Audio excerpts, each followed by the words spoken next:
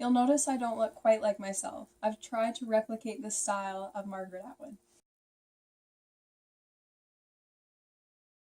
This is my Margaret Atwood presentation. Margaret Atwood was born in Ottawa in 1939. She was the second of 3 children. Her mother was a dietitian and nutritionalist, and her father was an entomologist, so Atwood spent quite a bit of her childhood in the woods of northern Quebec. Having spent so much time in nature, she developed a love of it that shines through in her literary works, and although she did not attend school full-time until the 8th grade, she began writing poems and plays at age 6. Atwood loves to read, and growing up she enjoyed fairy tales, mysteries, and comic books the most, a favorite being Grimm's fairy tales.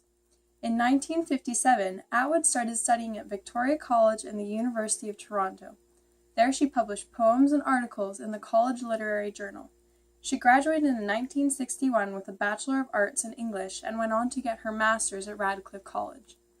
Atwood pursued her doctorate at Harvard University, but never finished her dissertation.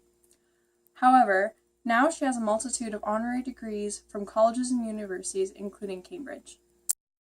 Atwood has a vast amount of published work, and she is still publishing more today.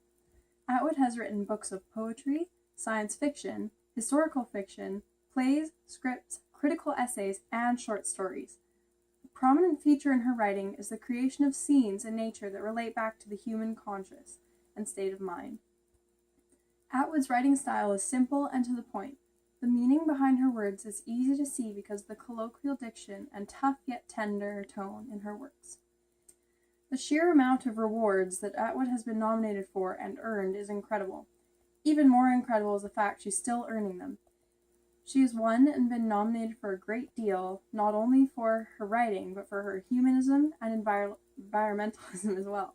A few awards that she has won are the Governor General Award in 1966 and 1885, Companion of the Order of Canada Award in 1981, Guggenheim Fellowship Award in 1981, Los Angeles Times Fiction Award, the Trillium Book Award in 1991, 1993, and 1995, and many, many others. Ideas of politics, human relations, social organization, and human interaction with nature. For example, The Handmaid's Tale set in the futuristic imagining of a right-wing America where women's rights are discussed through the novel by showing male-female power relations in a society where rights are constrained. In The Edible Woman, a headless, featherless turkey is compared to a newborn baby that she fears will also be devoured by her husband. As for the writing style of her novels, The Handmaid's Tale is what Atwood would call speculative fiction, rather than science fiction. The novel is starkly political and focuses on the roles of men and women in society. Cat's Eye is said to be Atwood's best novel. The novel tells the story of a famous artist who mentally relives her childhood and teenage years and how bullying can damage a person far beyond just school. The style of this book is spare and detached to show the damage that bullying can cause. The Penelopiad, the myth of Penelope and Odysseus, is a retelling of Homer's Odyssey from Penelope's point of view.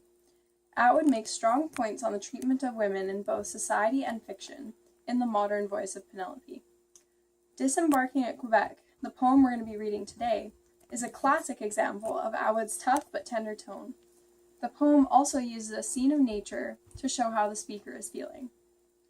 As for why we study her, Margaret Atwood is an extremely important person in the literary world. She has a large quantity of work that has been published, as well as written essays and critiques on other works. Within her own work, she shows support for not only the environment, but people and their rights too. Atwood is critically acclaimed and has won all sorts of awards all across the literary board.